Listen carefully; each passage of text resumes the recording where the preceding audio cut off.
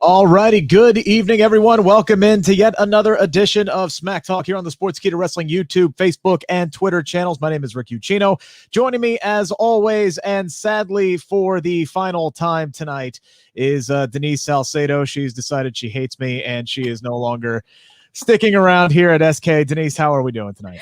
Rick, you just had massive heel heat with me, and I was like, you know what? I'm done with Rick. He's no longer my tag team partner. I'm out, etc. No, but I'm just kidding. I'm excited to be back on here and for my last and final show. And Rick, don't you dare forget about me. I hope that you invite me on to future shows. Forget about you. What are you talking about? You're the one that's going to go on and be on E-entertainment and crap like that and just leave me behind and all sorts of things. I know how this is going to work. I know how this is going to work. I'm going to be here 10 years from now still doing this show. You're going to be working for WWE at this point. I don't know. No, we'll get the sappy stuff out of the way. This has been fun the last few months, and I genuinely am going to miss you. This is been a breeze these last few months with you tagging with me, and it sucks. I'm genuinely depressed about this, but Don't be depressed. I understand. We all got to make decisions that best fit ourselves. I'll still be here next week, though, guys. I'll figure something out. Somebody else will be on the other side of the mirror here, but let's go ahead and get the promotions out of the way. I had a chance to talk to Damian Priest today. That will be dropping at some point, I believe tomorrow, maybe early in the morning. It's always weird when they do these India times on me, but that's going to drop tomorrow, at least part one. He had a big week. Absolutely fun to talk to him this week, and I'm really looking forward to you guys hearing that one. Denise, I know you had some cool stuff going on this week for Instinct Culture as well.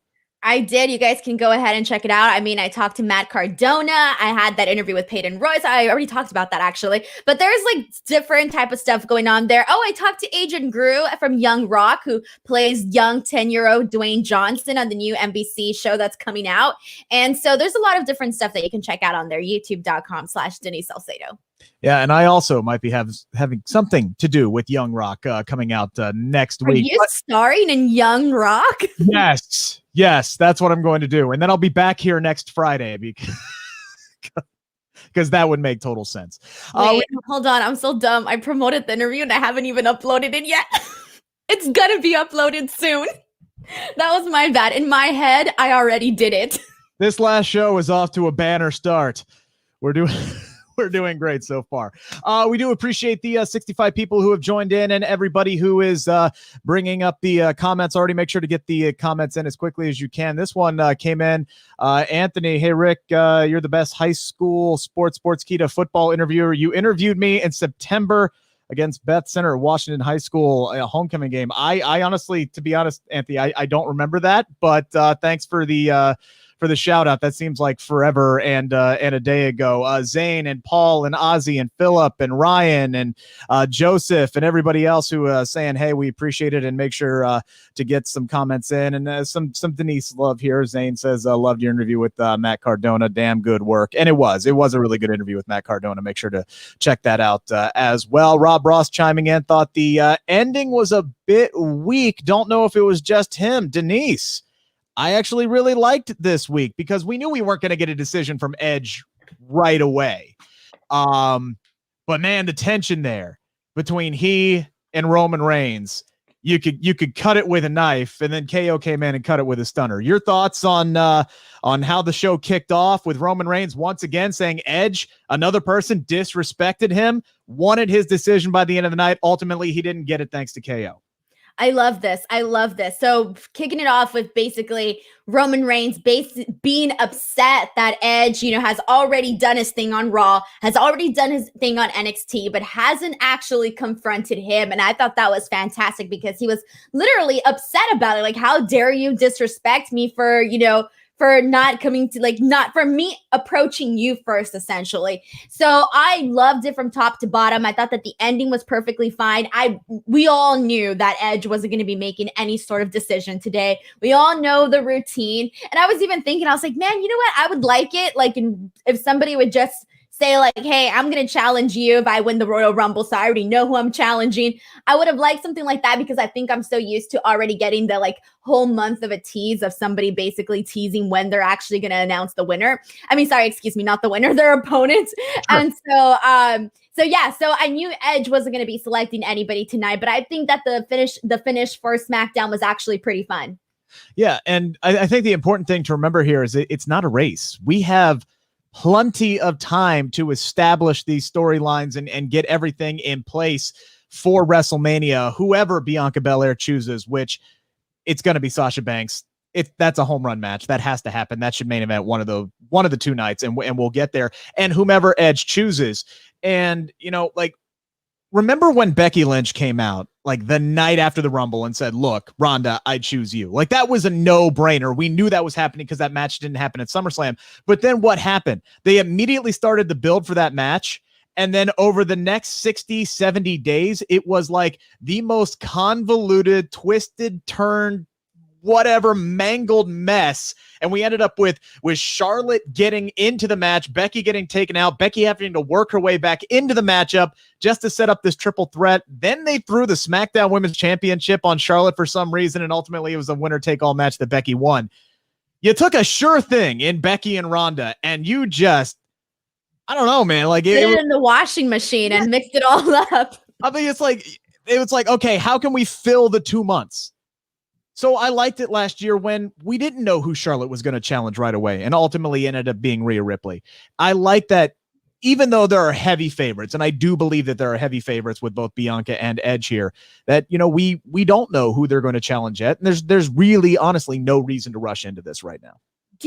Okay, so originally, who did you want Edge to face off against? And now do you feel like your mind has changed?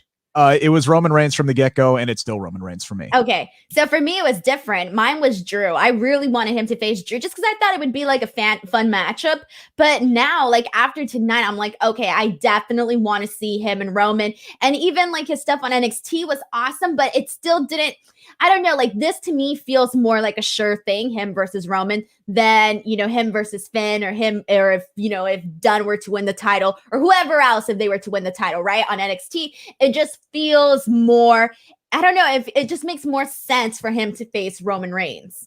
I think it does from, the basic standpoint, especially like I never really believed that he was going to challenge Finn Balor. I still don't believe he's going to challenge Finn Balor. And especially Balor ends up losing the title to Pete Dunne. Maybe Karrion Kross, they do that, but I actually think that's going to be the NXT title match. If it's at WrestleMania, is Balor versus Kross, because that in and of itself is a WrestleMania worthy match.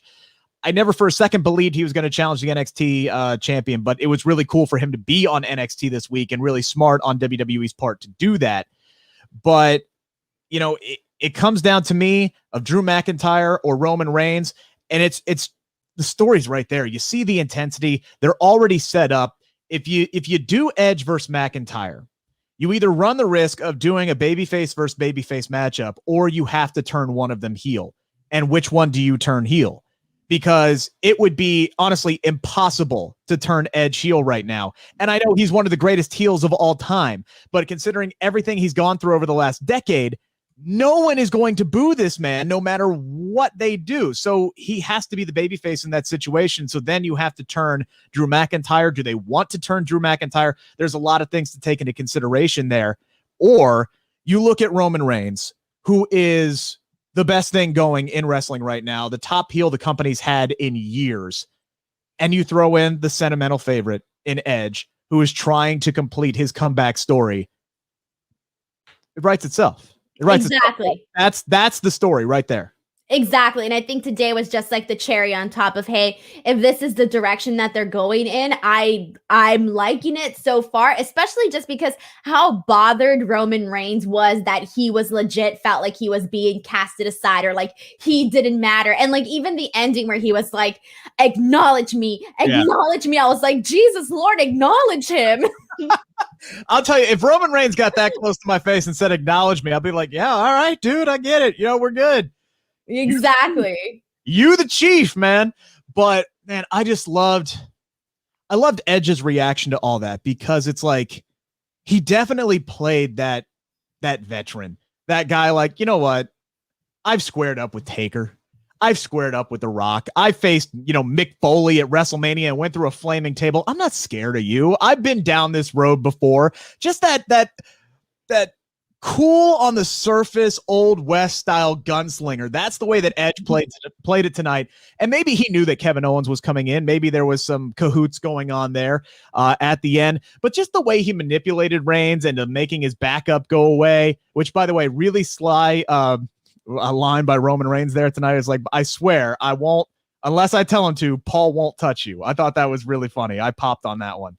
But yeah, when he said that, I kind of took it as, well, don't you think, I get it. Like he's the boss, right? He's in charge, whatever. He's the chief. But the point is that at the same time, it's kind of like, poor Heyman, like if he wants to like attack, wouldn't it be sort of like insulting? Like, hey, I'm essentially on someone's orders, but then at the same time, obviously that's his client. But I kind of felt like that one line had like multiple degrees to it, like different layers to it, where in turn it could be seen as like insulting for Heyman. Yeah, I got that same feeling with Reginald tonight when he dropped that even Carmella.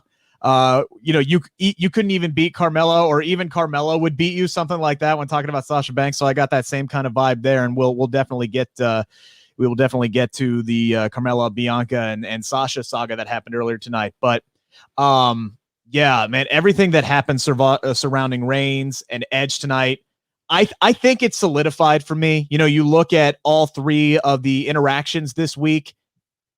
If they haven't made up their mind yet, I think tonight absolutely has to seal it, right? Like we all think this is going to end up being Edge and Roman Reigns at WrestleMania, right? Right now, it feels like it. It feels like it. So I don't know, but right now, that's definitely how it feels. Here's the other thing, though. Like I look at those interactions, all three of those interactions. I want all of those matches. Like I want Edge versus Drew McIntyre. I want Edge versus Finn Balor. I want Edge versus Roman Reigns. But here's the other thing. Look at all the other people that he touched this weekend, or talked to this weekend, or made sure that he was on TV with this weekend. And the possibilities are endless.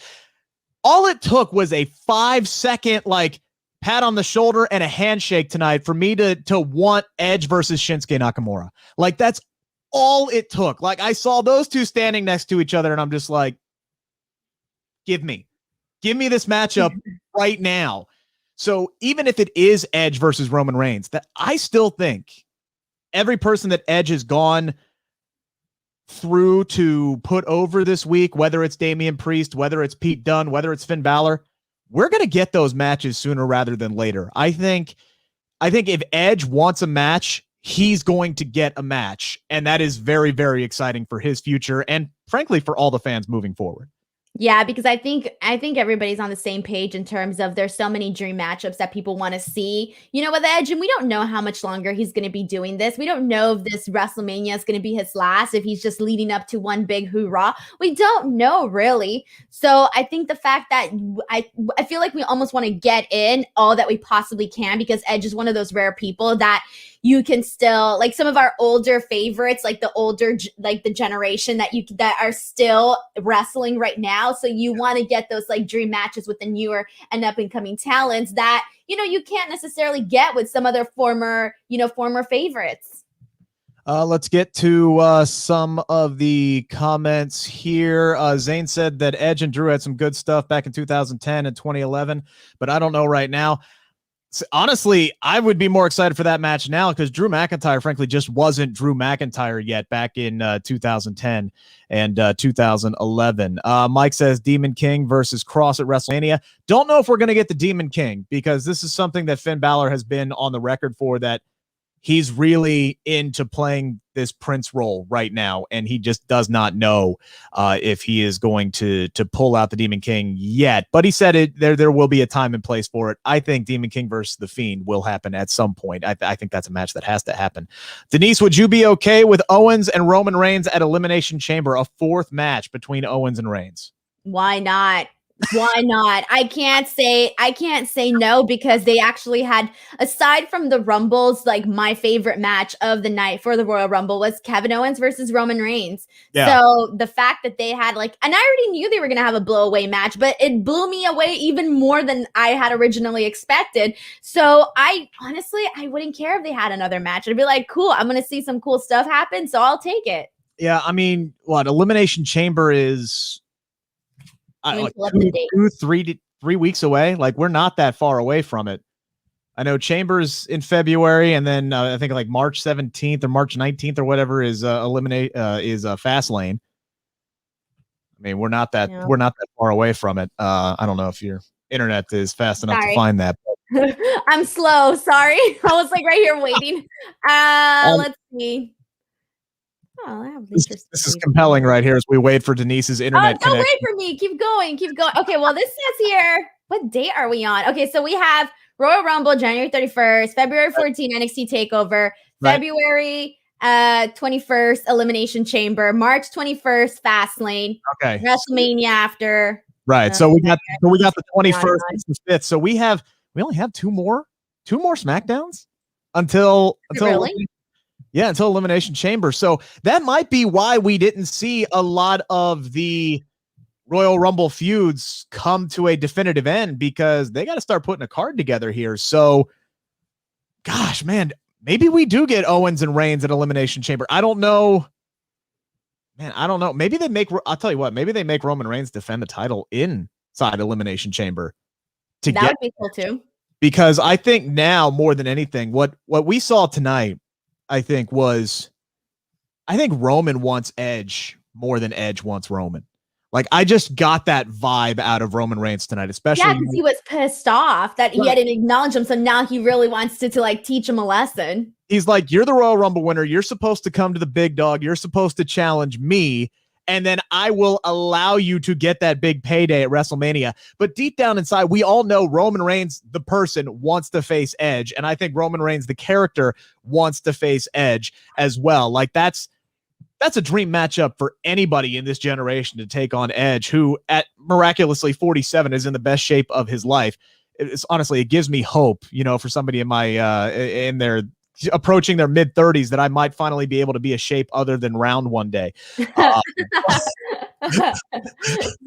everybody hope. It's giving lots of people hope out there. I mean, I did buy a bunch of exercise equipment over the last couple of weeks. I'm going to make my in-ring debut this summer, by the way. Are you really? I'm actually going to do a match. How exciting. Your first ever? Yes, my first ever. If I can get in shape and if my back's not hurting. Question for you. I don't think I've ever asked you. Why are you training for wrestling? Like, what was it in you that was like, let me train, let me have a match or something? Well, first things first, I had a former WWE superstar say, hey, I want to train you, so come train in my gym. And I'm like, okay. But secondly, honestly, I just wanted to learn more about wrestling. Like, I wanted to be able to. So are you doing it more to learn about like what the guys go through, the guys and gals go through? Yes. Or are you doing it more to like actually have like multiple matches? Well, see, the thing is it kind of evolved, because I thought I was going in there for a couple of weeks to learn some new terminology, kind of get a behind the curtains look at how everything kind of works. And then I got in there and I realized how in depth everything is. And I've been doing this for 7 months now, and I'm just scratching the surface of everything that it takes to be a great professional wrestler. And things kind of just molded from there, because I went on basically a learning expedition, and now I'm doing commentary for the matches for JCY Videos, which is run by Jimmy Wang Yang. And so I'm like calling his daughter's matches and his other wrestlers' matches and things like that. And now we're setting up to where, I'm going to get in the ring once. We'll see how it goes. You never know. Hey, DDP started wrestling at like 32, 33. I'm right there, Denise. I'm right there. Maybe I start doing some DDP yoga, and my, 5'8" ass might be taking on Rey Mysterio in 3 years. I don't know. I could be on 205 Live, Denise. What do you think about that? You know what, though, Rick? I would be very, very happy for you. We'll see where it goes. If I can just get through one match without screwing up, then we'll start there. But I'll tell you what, it is absolutely true. There is a bug with professional wrestling. Like, it's real. It exists. It's addictive. And you just want to keep doing more and more. And I genuinely look forward to practice. I don't look forward to the next day where my back is killing me and I can barely walk, but I'm sticking with it. And you know what? It might finally get the motivation for me to get in shape. So here we go. So look on the horizon for that. Don't unfollow me on Twitter or anything when this show ends. And we'll I'll let you know when that's going down. Maybe I might say even Wrestle Kingdom 2024, Rick Ucchino versus Okada. You know what? I might just challenge another one of your co-hosts to a match later this year. How about that? Man, you might as well go for it, right? He's just down the road. It's only a 2-hour drive. He can only a 2-hour drive. Yes, that's not too bad, actually. That's not too bad. He can get this smoke anytime he wants. Anywho, we're supposed to be talking about SmackDown, not my wrestling career. I'm really looking forward to Edge and Roman Reigns, if that is indeed the matchup that we get. And the one thing that I really, really love about Edge and this whole run that he's been on so far is the reason why I had no problem with him winning the Royal Rumble whatsoever. And I think it was a quote that he dropped for CBS Sports this week where he said, look, they want me in a title match at WrestleMania. They want me in the main event of WrestleMania. I'm going to be here every week. I don't care what my contract says. And we're going to get Edge every week. He is basically a full-time performer now. Between now and WrestleMania, we're going to see him every week. We've seen him 3 times this week. He's put like 7 or 8 superstars over just by being in the ring with them, just by talking about them or shaking their hand or giving them a pat on the shoulder. I mean, what he did for Damian Priest this week was huge. This is what I want. Like this is great. I just cannot be a bigger fan of Edge, his work ethic, and just his mind for the business and his sights moving forward. Everybody wants to focus on the fact that there's a 47-year-old guy getting a world title shot at WrestleMania. I'm sorry, Denise. To me, this is just a whole lot different than a Bill Goldberg situation. I saw that a lot of people were really upset about Edge winning the Royal Rumble.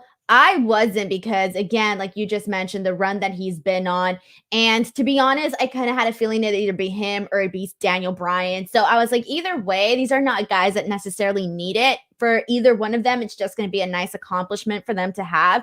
And that's what it was. And it was the total polar opposite from the Women's Royal Rumble, who you have this young star, this newer star who's, on the precipice of becoming, a bigger star. So in that sense, like that Rumble had one outcome, and then the Men's Rumble had a totally different outcome where they have someone who's already, a legend in the business and will always be a legend in this business, win the Royal Rumble. So it was 2 different stories, but I was happy for Edge. I thought, okay, it's fine. I didn't think there was anybody else that was, even though we'd like to see a lot of the younger talent, I don't think anybody was necessarily built up to that point where if they did win the Rumble, I think a lot of people would have been like crazy about it. And yeah, there were some options.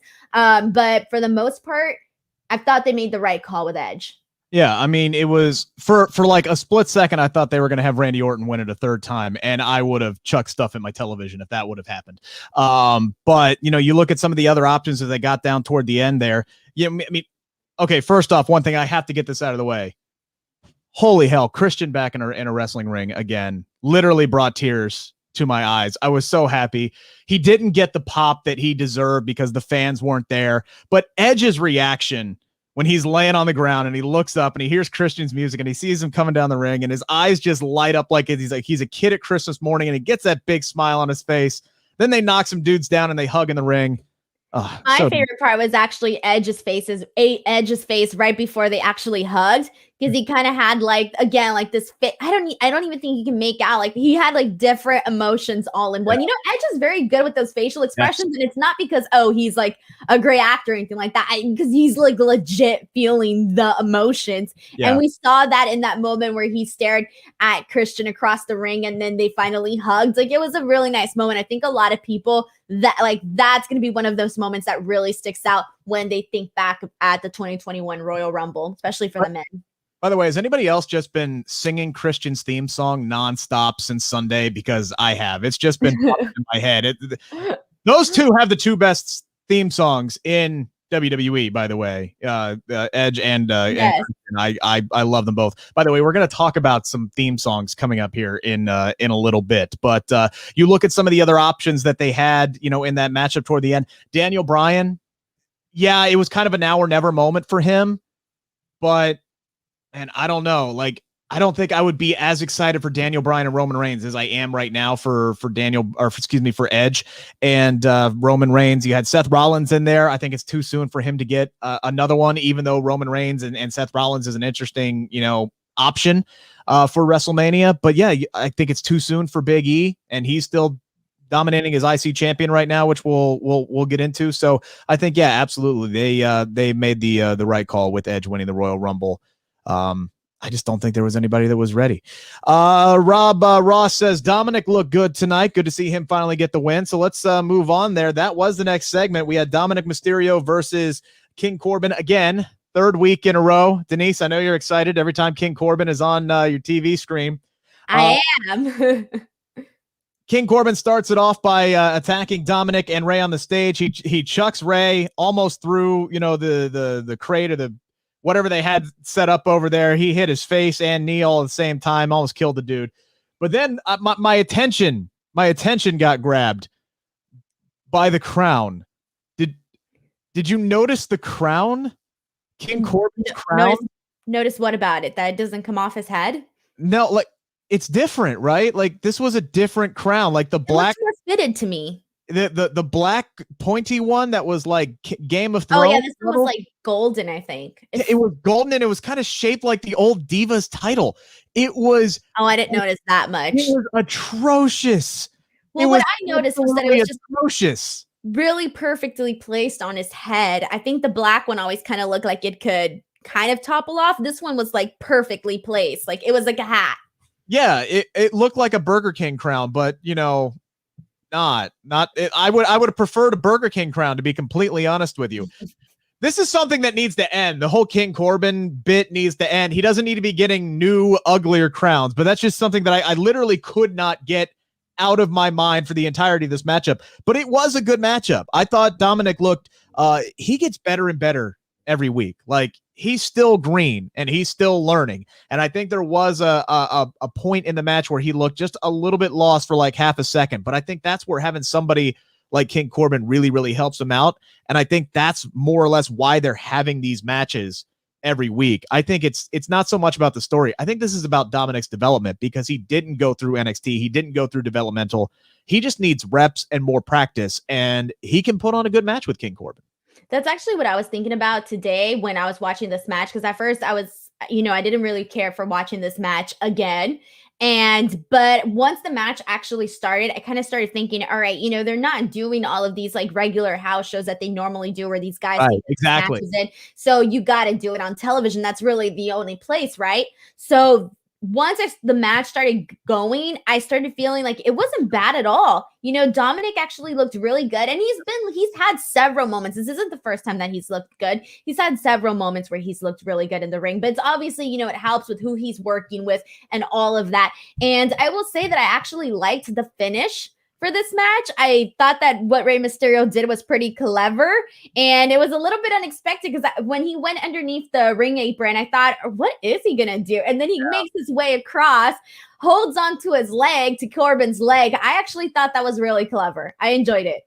For a half second, I'm sitting there like, oh, don't do the count out BS like we saw with Sami Zayn. But then he hits the 619 on the back of the head and then hits a splash. He does a pretty splash. Dominic does a pretty splash. So he gets the win. I can't remember Dominic getting a pinfall victory before, but then again, he hasn't wrestled in quite some time. Like, I'm sure he did, like on Raw, because he had several matches on there. Did he get maybe he got a pin on Murphy one time throughout that whole thing, but yeah, no, he looks better and better. By the way, keep the orange and black gear, Dominic. Very Cincinnati Bengals of you. I liked it a lot. That was really slick. So he gets the win with the help of Ray. Ray just looking out for his kid. Some people might call it heelish tactics. I think you can't have your kid lose. You can't have your kid lose 3 times in a row. Come on, you got to start helping him out here. And you know what? And it's all about Ray being right here. Like, Ray has to be right. Like, hey, look, listen to me, do what I say, and you're going to win matches. What happened? He won a damn match tonight. So there you go. Dominic is running. And you know what? I'm sure we're going to get Dominic versus King Corbin several more times over the next few weeks, but we shall see. Moving on, Daniel Bryan had another match against Cesaro. Cesaro got busted open pretty early in this one. We saw Nakamura watching from the backstage. This one was aggressive. It was hard hitting. These two I could watch wrestle for an hour, maybe even 2. But I think the surprising thing was Daniel Bryan tapping clean in the middle of the ring to the sharpshooter. I did not see that one coming whatsoever.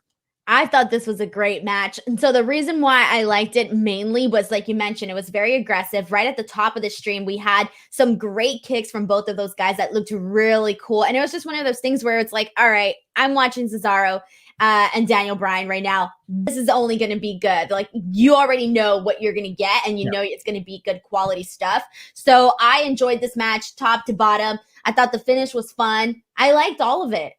Yeah. The only thing, I'm sitting here and I'm watching this matchup, and I'm so happy that Cesaro is getting anything, getting any kind of a push, and he's putting on great performances, and he's having these matches and he's winning. This is something that we haven't seen them do really anything with Cesaro. I find myself going, okay, this momentum is really building for him. Where is it going to go? Where is it going to lead to? I have, frankly, no idea what you do with Daniel Bryan or Cesaro or Shinsuke Nakamura, for that matter, as you head, into WrestleMania season. But there definitely seem to be building something. And reports were that Cesaro has agreed to a new contract with WWE. So maybe there is a plan. Maybe for those Cesaro hopefuls out there, something big might be on the horizon here, Denise. I don't know. I would have to see it to believe it, because he's been there for such a long time. I almost feel like he's already placed in where he's at. I would have to see it to believe it. As much as I love Cesaro, I just worry that they're always going to have him in that exact same spot. Harold brings up a good point here. Would you like to see Cesaro get an IC title, then have him and Daniel Bryan do a best of 5 series? I don't know about the best of 5 series with Daniel Bryan. I think Daniel would go over, and Daniel's already put Cesaro over twice. But we did have an Intercontinental Championship matchup tonight where Big E won clean. That seems to be like the only thing that really definitively ended tonight, or at least I would consider it definitively ending with him getting the win. Sami Zayn has now lost. He's got to be out of the title picture. Apollo Crews got pinned in the middle of the ring, as ticked off as he looked at the end of the match and started teasing another heel turn there for Apollo. I mean, Big E's got to move on now, right? We got other guys who were waiting. I think Cesaro would be a perfect next opponent for Big E for the IC title. So first of all, I'll start off by saying that I love this triple threat match. I thought it was so much fun. I thought it was my favorite match of the entire night. It was so good. I thought each guy, I thought that Apollo just looked fantastic in this. This was probably the best showcase of him that I've seen in a very, very long time. I think since before he won the US title on Raw, I haven't seen him look this good since then. And then I just thought this was the perfect type of match that Big E needs to continue having. Like, these are the matches that really built him up as a champion, because I kind of felt that even though Big E had all this hype, they weren't necessarily giving him any, like, yeah, you give the guy a bout. Okay, that's a good first start, right? But there's got to be more after that. You got to keep giving me the substance. You got to keep giving me the quality in types of matches, the kind of work that I am going to see you and think like, all right, you're not just a champion, but you're a badass champion. And these types of matches give that to Big E. So I actually think that this was one of the best matches that he's had as champion, to really just make him, seem larger than life. And even that promo that he cut right before this match, I mean, he was really hyped. Like, I'm ready. Like, you ain't seen nothing, or whatever else he said. And I thought that all of that was a really great lead-in, because at first when he cut this promo, I'm like, yeah, he has all the energy in the world, but I wasn't necessarily expecting much out of this match. I ended up liking this match so much more than I expected to. And I thought it was fun. And I thought it was a perfect win for him. And I hope to see more matches like that. If they were to, I don't know, just redo this one next week, if they're going to redo any match, you could do this one again and I would still enjoy it. These three have tremendous chemistry with one another. And that was a given from the get-go. Like, it was 3, 2, 1, go, and these guys were off to the races. And there were 2 spots in particular where I literally shouted GD. Just made me jump out of my chair. One was when Apollo got dumped over the rope and he landed butt first on the apron. Like, just the way that he flew off, I was like, oh God, that's going to be terrible. And then, he actually was able to stick the landing there. Who tossed who again? God. That was E who chucked Apollo over. But then that was later, epic too. Yeah, but then later, I mean, have we found out, is Sami Zayn still alive after Apollo chucked him into the timekeeper's area? That was a really great spot. That looked incredibly vicious. And I love that finish, that him just like Sami just saying, hey, take it easy. We don't, we're cool, man. This aggression will not stand, man. And then Apollo's just like, screw you, dude. And he like beats the crap out of him, chucks him into the timekeeper's area. And then he waltzes into the ring because E is still down, but nope. E pops up, hits the big ending and wins this. These are the types of matches that Big E needs to have. And it's like, as much as I love Sami Zayn, and I wasn't quite ready for his IC title run to end, I think doing any kind of title change, honestly, right now, just it doesn't do anything for Big E. Like, you can't be playing, hot potato with the IC title like they have been. E has a chance here to have a really dominant and prominent intercontinental title run that we have not seen since Seth Rollins had the IC title. Like, really, like that's the last big IC title run that I can really remember being meaningful. Like, AJ Styles had a chance to do it, but then they didn't do it with him. And then he dropped the title like almost within like 2 or 3 months. So I think something, if you're not going to go Cesaro, right? Like, cause again, we only have like 2 weeks until Elimination Chamber. Maybe make that the Elimination Chamber match. Get these guys who have been performing, their butts off over the last few weeks and have been, building up some cred here, and make E defend the Intercontinental Championship inside the Elimination Chamber. Put Daniel Bryan in there. Put Shinsuke Nakamura in there. Cesaro, Apollo, and Sami Zayn. There are your 5 right there, and just let them go to town. And then have E retain at the end. Exactly. And that's what I mean by I don't want them to play hot potato with the title. I don't like that with any title whatsoever. So the fact that they're actually starting to, give Big E some wins, this is a good head start. This is a good direction for where they're heading. And yeah, I agree with you. I do think that they could have done a whole lot more with AJ Styles as champion, and even Sami Zayn. I also didn't want his reign to necessarily end that quickly, but everything that he has been doing without the bout has still been sustaining itself, has probably even been a little bit better because, he's been coming out, doing his protest, doing his conspiracy theories, his documentary. I mean, he just has so much going on that it's almost like he doesn't necessarily need the title just because his character is really holding him up and keeping him of interest, on the roster. And again, just this was a perfect win for Big E. Yeah, and tell you what, I'm interested to see what happens with Seth Rollins next week. Oh, yeah, he's back next week. He's back next week. We saw him at the Rumble. He wasn't here tonight, and that's fine. But, he's going to need a marquee match at WrestleMania. I just hope they don't necessarily go back to everything that he was doing prior to this with the Rey Mysterio and the Aaliyah and all of this stuff. I wouldn't want that. Well, if it gets Buddy Murphy back on television, I might be okay with it. But I'm looking at, you need a big match for Seth Rollins at WrestleMania, one that he doesn't necessarily have to go over in. And if you're looking to elevate somebody like a Big E, Seth Rollins for the Intercontinental Championship at WrestleMania, and Big E goes over, that's how you elevate people. And then all of a sudden we can start, I think, a win like that at WrestleMania for Big E over a guy with the caliber of Seth Rollins that has built up the equity in the company that Seth Rollins has. I mean, just look at the video package that they ran tonight. I mean, they ran down his entire resume. The guy's done everything, literally everything there is to do in the company. He's done already. That elevates E, and you can start ramping him up towards maybe SummerSlam. If Roman Reigns is still champion, maybe even at that point, and that could be your big title feud. I know everybody wanted E to or at least a lot of people wanted E to win the Royal Rumble. Might be too soon, but if he gets a win over somebody like Seth Rollins at WrestleMania, SummerSlam, not inconceivable at all. I would actually very much like the whole idea with him and Seth Rollins. I think that would be very good. And I feel like, Seth Rollins got stuck for a while sort of doing that long-winded storyline with, the Mysterios and all of that. And that got old really fast. And so now I think it's a time to really revitalize him and do something fun, like really use his star potential that he can do and work with somebody like Big E. All right, let's move on to the women's division, shall we? I didn't know I needed a Bayley Ruby Riott match until those two just squared off tonight. They absolutely killed it. They crushed it. Those two have tremendous chemistry with one another. This was a really, really fun match. I'm happy that Billie Kay was back on commentary again. Still trying to weasel her way in, with the Riott Squad. I thought that was a really cute and fun exchange during the Women's Royal Rumble match as well on Sunday. Billie Kay was the highlight for me of the Royal Rumble, aside from obviously Bianca Belair, Rhea Ripley, and Naomi. I really thought that, like, for the first half of the Women's Royal Rumble, she really was like the thing to pay attention to. Like, whenever somebody would come out, you're like, all right, what is Billie Kay gonna do now? Like, what is she gonna do?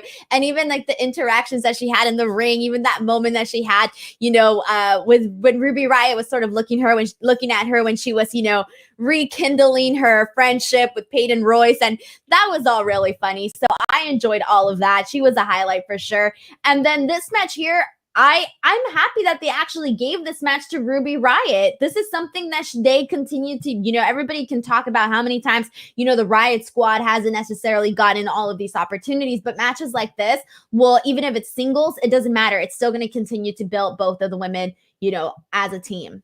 Right. And Bayley got the win. And again, it was kind of Billie Kay's fault in the end. She gets involved. She gets that distraction finish there, and Bayley ends up hitting a very solid rose plant to get that victory. Going back to the Royal Rumble real quick, I think the two best spots with Billie Kay was when Peyton tried to do the Iconics thing, and she's like, no, I'm with them now. I'm over. I'm gonna go over here. It was either the Jillian Hall spot, or she was actually mixing it up with the Riott Squad at that point.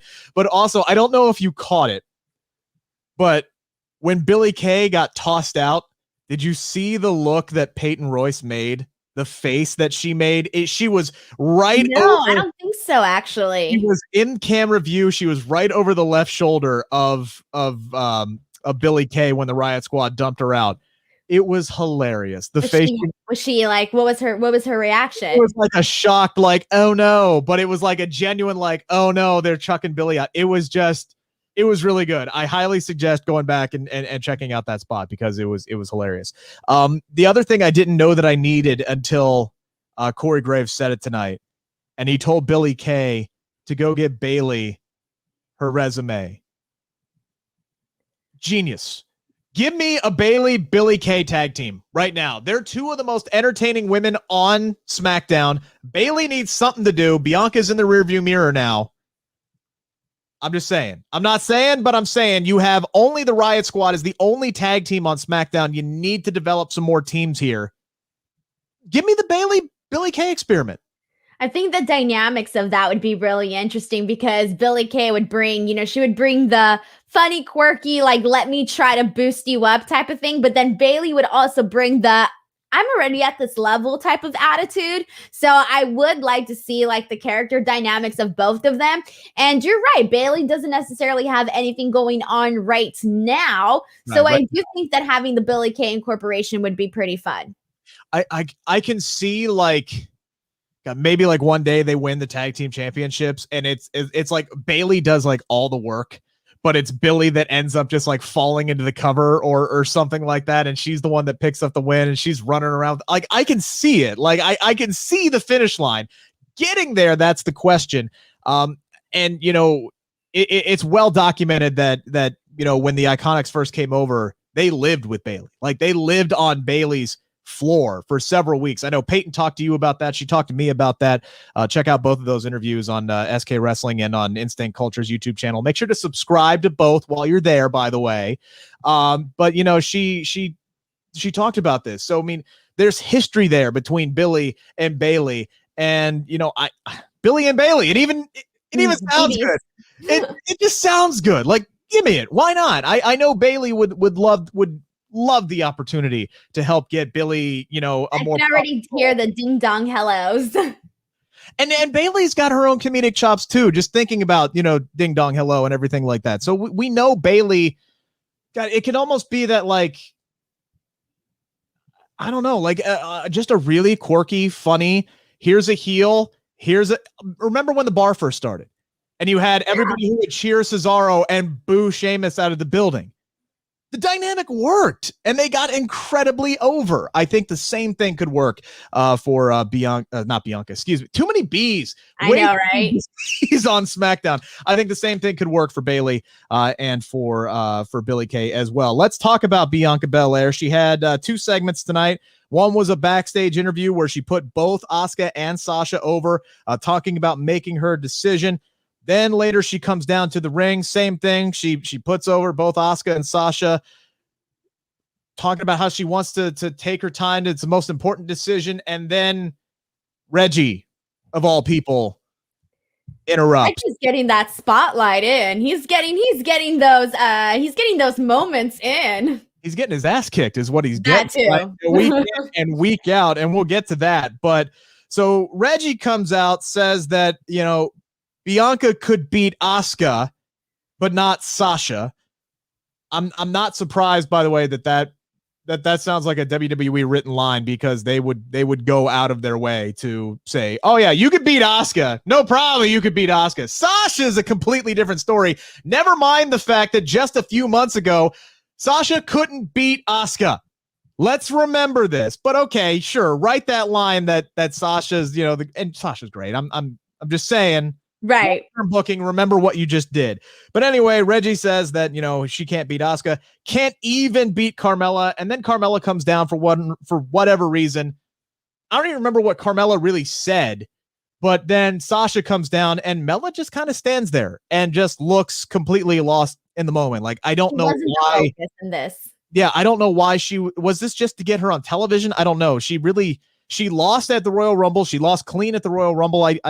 She just looked lost in that whole situation there. Well, I think it was because they didn't really need her in this segment. Everybody has been talking about this Sasha Bianca Belair feud. That's the thing. That's the talk of the town, really. So to finally get both of these women to have this like eye-to-eye confrontation, like that's what people have been wanting. So even I think if Carmella would have done anything in this, she was still going to be an afterthought. She was still going to be in the background. She was still going to be in the shadows for this one, because this one was all, how is Bianca going to react to Sasha? How is Sasha going to react to Bianca? I think that's what people cared about. Like, all right, we already know how Sasha Banks is on the mic, but we also have this, persona with Bianca Belair who is so loved, and they're both loved in very different ways because they're different personalities, right? But they're still both very loved. So I think it was more of the challenge of, like, who am I gonna cheer for more in this situation? Because I think, obviously people still want to cheer for Sasha Banks, but they also still want to cheer for Bianca Belair.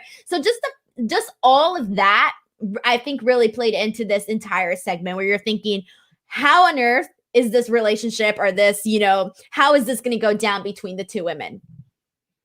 Do you get the vibe that they're already starting to turn Sasha back heel?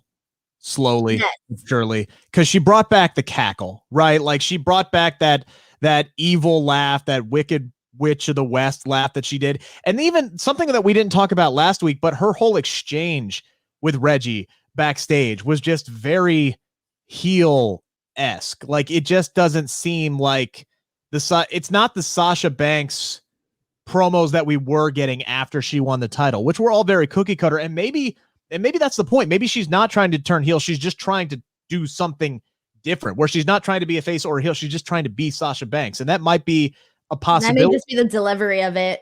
Yeah. And it might just be her delivery, but maybe I think Sasha's smart enough to know that, you're trying to get Bianca over in this situation. They want people to cheer Bianca. They want her to get over. So I know in her role in this leading up to this matchup, because I think we all think this is going to be the matchup, she has to play the heel in this role. And she has to. Yeah. Because it's like Bianca Belair is having that moment. She's having my dreams came true. I worked hard. Everybody knows that I'm a star, but I needed a chance. You can't help but to cheer for somebody like that. And that's Bianca Belair. Like, she's a star, but she needed someone to give her the yes, here's your opportunity. And so seeing it all unfold, and I also think like the timing of her chronicle that dropped, and you learned all of this backstory. I mean, I learned so much. Did you watch that? Her chronicle? I have not gotten to it yet, but it is in my queue. Okay, so I'll just kind of give you some bullet points in terms of, I won't give you spoilers or anything, but there were some things that I learned about her in this that I had no idea about. Like, I didn't know a lot of the stuff that she talked about in this, chronicle. So kind of having that knowledge and kind of putting that more into perspective, and like all the work that she put in to get up to this point. And then just already knowing that she's the total package, and then her actually winning the Royal Rumble in this like great, fantastic moment woman. Yeah. All of that packed into one, when you have all of that knowledge and that substance of who Bianca Belair is, it is very, very hard to root against her. And I think that she is the natural baby face in this situation against Sasha Banks, because Sasha Banks too, she portrays more of like she's more of, she's the boss. That's the presence that she brings out. That's who she is. So that's more easier to transfer into a heel persona than it is to, cheer the girl that's making all her dreams come true, and Bianca Belair. Lee asking, Banks, Belair, Carmella triple threat match at WrestleMania. I don't know. I don't. If they're going to do a triple threat match again, it's going to be Bayley in there instead of Carmella. Like, I think that's the angle that they would go there. But I don't think you need to do a triple threat match, because I think Banks and Belair alone by themselves is a WrestleMania main event. You don't need to put Bayley in that spot. Now, has Bayley, with her work over the last few years, earned the opportunity at a WrestleMania main event? Absolutely.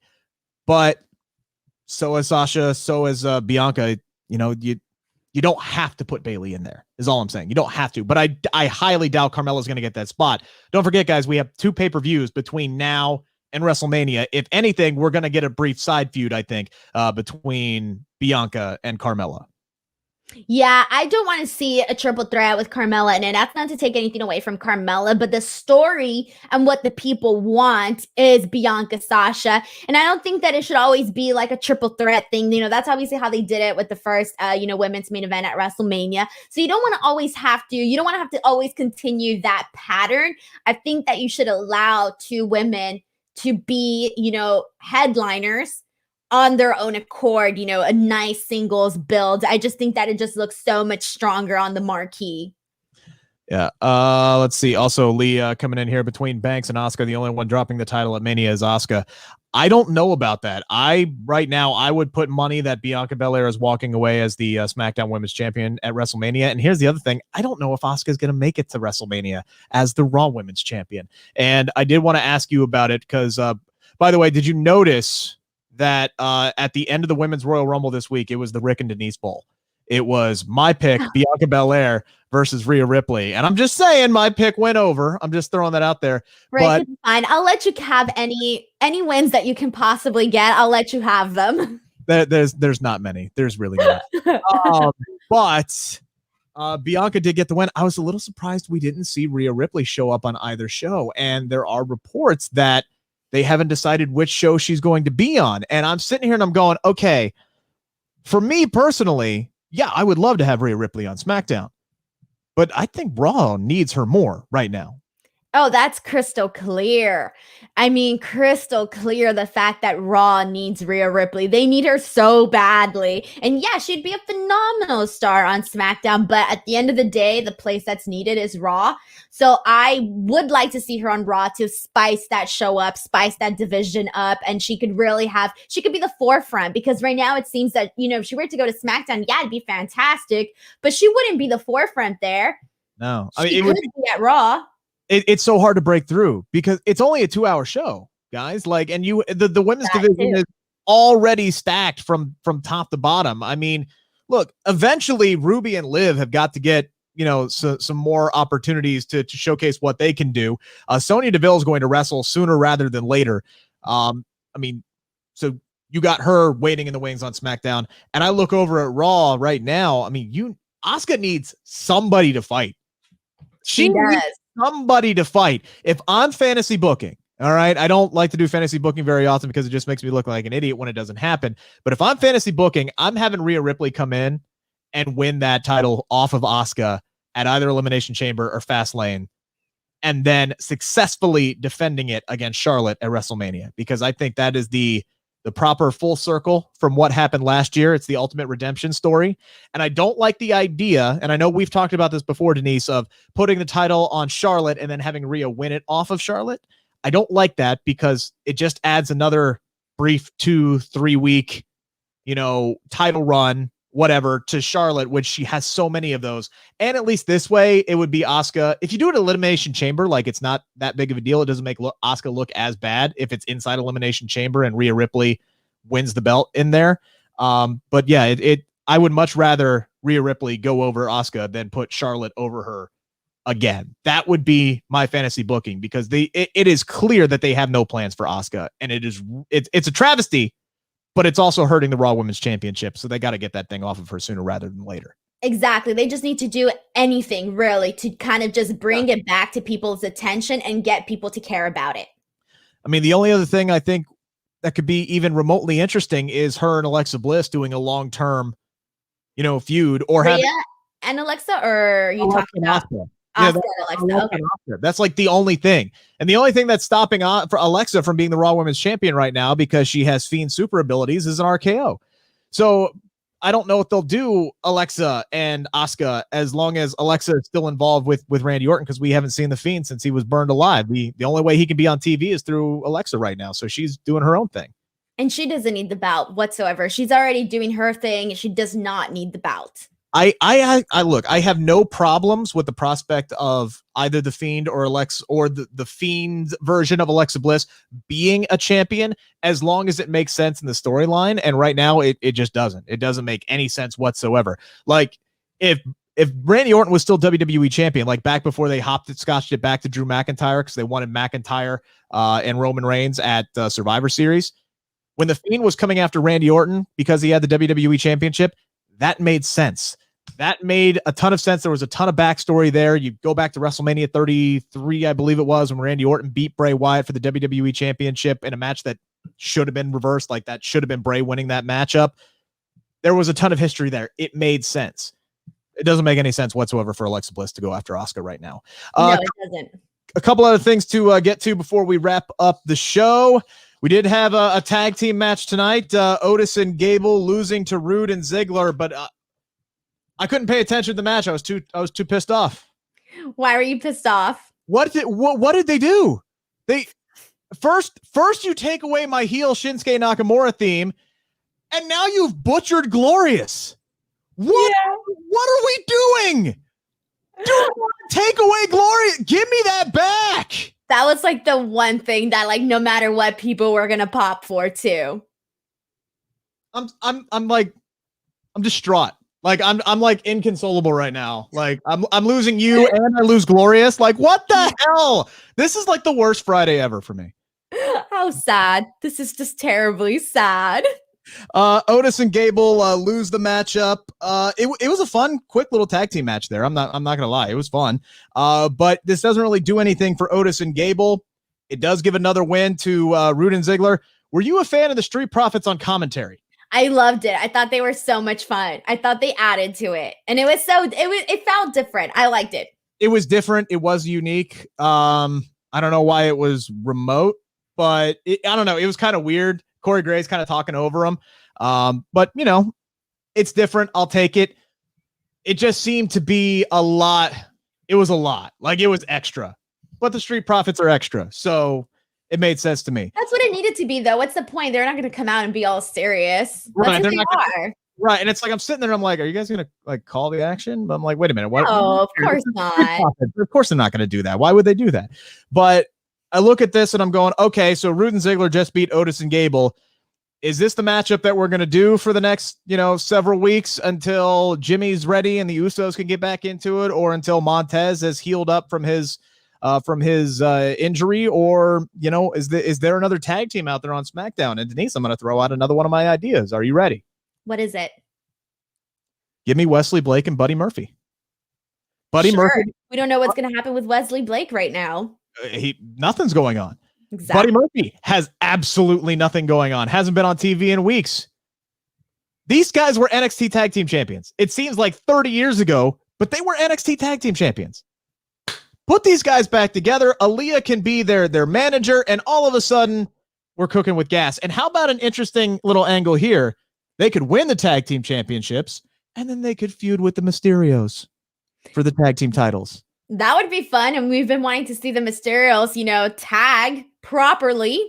It would be great experience for Dominic just to keep growing, and again, it would just elongate Ray's career.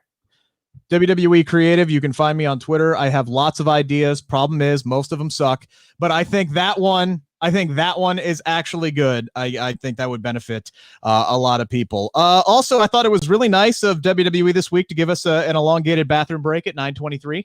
That was really nice of them tonight. I don't think anything really happened there that we need to talk about. Denise, thank you so much for everything over the last few months. I know I've said this a million times. I am genuinely sad that you're leaving us, but I understand the decision, and I'm going to miss doing these shows with you. Thank you, Rick. I'm going to miss the shows too. Like, I really had a lot of fun the last 5 months and just like being part of the Sportskeeda team. Everyone was super nice. Like Riju, everybody was wonderful. So thank you so much to like everybody. Is this what's going on? Are you being hired by WWE? I'm just going to laugh. Denise is leaving SK, but she's not, obviously follow her on Twitter if you haven't already. Follow Instinct Culture, and I'm sure you got a lot more stuff that's coming up here in the future. Please do. Thank you so much. Thank you to everybody. Thank you, Rick. Yep, you are welcome. And don't worry, guys. I'll be back next week. Somebody will be there. I'll figure something out. Smack Talk, Sportskeeda Wrestling, YouTube, Twitter, Facebook, all of our socials. Have a great weekend, everybody.